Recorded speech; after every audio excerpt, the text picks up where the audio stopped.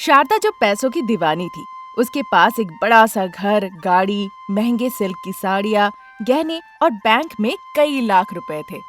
ये सब कुछ उसके पति प्रसाद और बेटा रमेश अपने व्यापार से कमाए थे।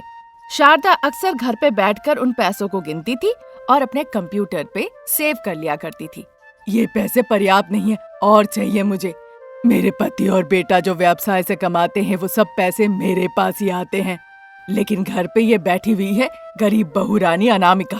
घर का काम काज सब खत्म करने के बाद मुझे उसे भी कुछ व्यापार करने को कहना होगा। वो भी कमा के मुझे पैसे देगी, तब जाके मेरे मन को शांति मिलेगी। लेकिन अनामिका इतनी आसानी से मानेगी नहीं। अगर मुझे उसकी कोई कमजोरी मिल जाए तभी ये संभव होगा। मुझे उसकी कमजोरी ढूंढना पड़ेगा। शारदा ऐसा सोच ही रही थी, तभी अनामिका 2 पैसों की गड्डी लेकर सासू माँ शारदा के पास आती है। ये क्या है बहू? अभी मैं तुम्हारे बारे में ही सोच रही थी। मेरे बारे में आप सोच रही थी? पर क्यों माँ जी? जैसे ही अनामिका ने कहा, शारदा गुस्से से ताने मारने के अंदाज में कहने लगी। अब क्यों का क्या मतलब बहू? तुम्हारे लाए हुए पैसों से हमारा जो गुजारा चल रहा है, तुम्हारी पैसों के ताकत से ही हमारी इतनी शानो शौकत है, तो हम तुम्हारे बारे में क्यों ना सोचे भला? अनामिका सर झुका के चुपचाप खड़ी रही। तभी शारदा फिर बोल पड़ी। जब तक मेरे पति, मेरा बेटा, मेरा पोता और पोती तुम्हारे बारे में रोजाना नहीं सोचे, तो हमारा पेट नहीं भरता ना। आखिरकार तुम तो इस घर की रानी हो, हम सब की छोटी रानी। शारदा की ऐसी बातें सुन के अनामिका भावुक हो गई। उसकी आंखों में आंसू आ गए। माँ जी, ये पैसों की गड्डी सोफे पे पड़ी थी, मैं आपको देने आई हूँ। ऐसे कह रही हो मानो कि तुम खुद कमा के लाके दी हो। ये तो पहले से रखा था, घर के ही पैसे हैं।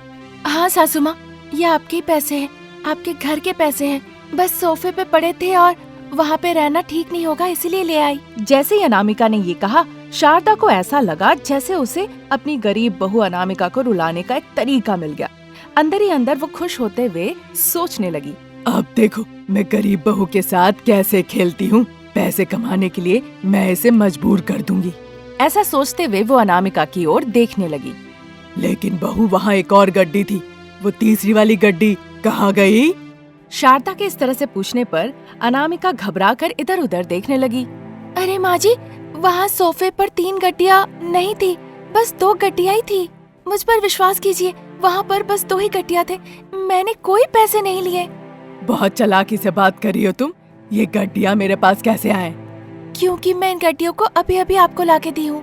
वही तो, तुमने ही मुझे ये पैसे लाकर दी है और तुम ही कह रही हो कि तुमने कोई भी पैसे नहीं लिए। माँ जी, कहने का मतलब वो नहीं था। देखो बेटा, मैं तुम्हारी नीयत समझ गई हूँ। तुम्हें अगर पैसों की जरूरत थी तो तुम मुझसे पैसे मांग सकती थी। चोरी करने की क्या जरूरत पड़ी? हाँ। शारदा के इस तरह से कहने पर अनामिका की आंखों से आंसू बहने लगी। वो परेशान होकर कहने लगी, अरे माँ जी, आप कैसी बातें कर रही हैं? हाँ, अपने ही घर में भला मैं चोरी कैसे कर सकती हूँ? सोफे पे पैसे पड़े थे, मैंने देखा तो बस उठा के ला दिया। विश्वास कीजिए, मैंने कुछ भी नहीं किया। हर चोरी के बाद लोग ऐसे ही कहते हैं, उसके बाद पति बच्चे उस पे इल्जाम डाल देते हैं। मैंने कई फिल्मों में देखा है। पहले ये अपना आंसू बंद करो, उसके बाद ये नाटक भी बंद करो। इस तरह से कहने पर अनामिका अपना आंसू पोंछती है और दरवाजा होके बाहर निकलने लगती है। ये देखकर सासू माँ शारदा का गुस्सा और बढ़ जाता है। ये क्या बहू, मैं तुमसे बात कर रही हूँ और तुम हो कि दरवाजे से बाहर चली जा रही हो? तुम कितनी घमंडी हो। चुपचाप आके यहाँ पे खड़ी हो जाओ और बताओ कि 1 लाख रुपए कहाँ छुपाई हो। शारदा के इस तरह से कहने पर अनामिका रोते रोते शारदा के पास आके खड़ी हो जाती है। बताओ, 1 लाख रुपए तुम कहाँ छुपाई हो? माँ जी, चाहे मैं कितनी भी सफाई दूं, आप नहीं सुनेंगी। आपको यकीन है कि पैसे मैंने ही चुराए हैं, तो क्या करूं? बस मेहनत ही कर सकती हूँ मैं। आप पिताजी और उनको मत बताइएगा। ठीक है, तो अपने मायके जाओ और वहाँ से जाके तुम 1 लाख रुपए लेकर आओ। शारदा के इस तरह से कहने पे अनामिका झिझकते हुए कहती है, माँ जी, हमारी घर की परिस्थिति इतनी अच्छी नहीं है। चाहे मार पड़े, डांट पड़े, शरीर से खून निकले, आंख से आंसू निकले, पर पैसे नहीं निकल पाएंगे। याद है तुम्हें, शादी से पहले तुम काम किया करती थी? हाँ, ट्रेन में मैं समोसे बेचा करती थी। तो अब क्यों नहीं करती? ट्रेन में जाके समोसा बेचो। पर अब वो कैसे मुमकिन होगा माँ जी? रमेश पिताजी बच्चों को पता चल गया तो? वो सब मुझे नहीं पता। पति ससुर जी दफ्तर चले गए, बच्चे स्कूल चले गए, तब तुम समोसे बनाकर स्टेशन ले जाओ और वहाँ जाके बेचो। बेचना तो आता है ना? वो बात नहीं माँ जी। सुन लो बहू, अगर तुम समोसा बेचोगी तो अपने परिवार को बचा लोगी, नहीं तो मायके से तुम्हें पैसे मंगवाने पड़ेंगे। फिर चोरी की बात बाहर आ जाएगी, उसके बाद तुम्हारा तलाक हो जाएगा और उसके बाद तुमको पता है तो तुम ही सोच लो। ये सब सुनकर अनामिका गहरी सोच में पड़ गई। देखो बहू, एक दिन में 1000 रुपए कमाओ, 10 दिन में 10,000, 30 दिन में 30,000 और 100 दिनों में 1 लाख। शारदा की बातों से अनामिका आश्चर्य हो जाती है। 100 दिन? अगर रविवार को नहीं बेचूं तो मानो कि 4 महीने लग जाएंगे, और 4 महीने तक अपने पति को बिना बताए समोसा बेचना बहुत मुश्किल है माँ जी। आप मुझे इस बार के लिए माफ कर दीजिए। देखो बहू, अगर तुम यहाँ रहना चाहती हो तो हर रोज समोसे बेचो और 1000 रुपए करके मुझे ला के हर रोज दो, नहीं तो सबको चोरी की बात बतानी पड़ेगी।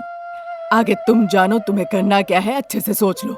इतना कहकर शारदा वहाँ से चली जाती है। अनामिका के पास अब कोई रास्ता ही नहीं बचा, तो अगले दिन से वो ट्रेन में समोसे बेचने निकल जाती है।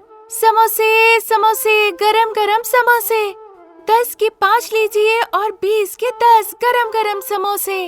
अगर ठंडे हो तो पूरे पैसे वापस, गरम गरम समोसे। आइए बाबू आइए, समोसे समोसे, आवाज लगाती है। ट्रेन में सफर कर रहे लोगों को उसके समोसे पसंद आते हैं। इस तरह बेचारी बहू अनामिका सुबह 10 बजे से शाम के 4 बजे तक ट्रेन में समोसे बेचने का व्यापार करने लगती है और हर दिन अपने सासू माँ के हाथ में 1000 रुपए लाकर देती है। बस इस बात का ध्यान रखती है कि स्कूल से लौट रहे बच्चे या दफ्तर से लौट रहे ससुर जी या पति को इस बात की भनक ना लगे। 2 महीने में उसने शारदा को 40,000 रुपए दिए। इससे शारदा को शक हुआ, मेरी बहू अनामिका हर दिन मुझे 1000 रुपए दे रही है, क्या सच में सिर्फ 1000 ही कमा रही है? नहीं, मुझे लगता है इससे ज्यादा कमा रही है। तो क्या बाकी पैसे वो मुझसे छुपा के रख रही है और पैसे बना रही है? ऐसा चलता रहा तो मुझे तो फायदा ही नहीं होगा। मुझे एक दिन चुपचाप ट्रेन में जाके उस पे नजर रखनी होगी। शारदा ने इस तरह फैसला लिया। एक दिन जब बच्चों की स्कूल की छुट्टी थी, वो घर पर ही थे। अनामिका ने शारदा से कहा कि आज वो समोसे बेचने नहीं जा सकती, लेकिन शारदा ने जिद की कि वो बच्चों को भी साथ ले जाए। अब अनामिका के पास कोई चारा नहीं था, तो वो बच्चों को साथ लेके ट्रेन में समोसे बेचने के लिए चली गई। उस दिन उसकी बहुत अच्छी कमाई हुई। अच्छा बहू, तो रोज तुम 2000 कमाती हो और मुझे सिर्फ 1000 रुपए देती हो। सोच ही रही थी, तभी अनामिका उसके पास समोसे लेकर आती है। माँ जी, समोसे खाएंगे क्या?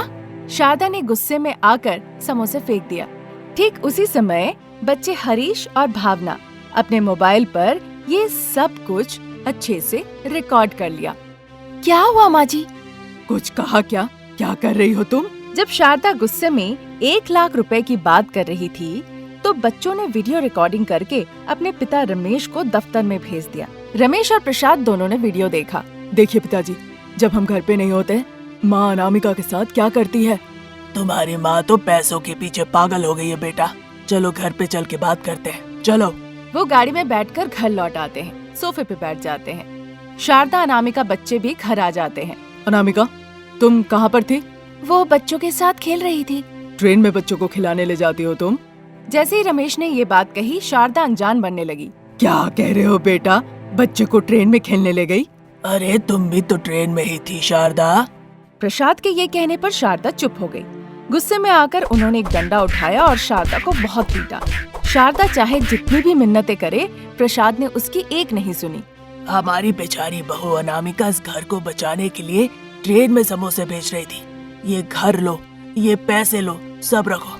चलो बच्चे, हम इस घर से चले जाते हैं। वो बच्चे को लेकर घर से बाहर निकल जाते हैं। शारदा रोते रोते अपने किए हुए के लिए माफी मांगने लगती है, रोने लगती है। आखिरकार प्रसाद अपना बड़प्पन दिखाते हुए शारदा को माफ कर देते हैं।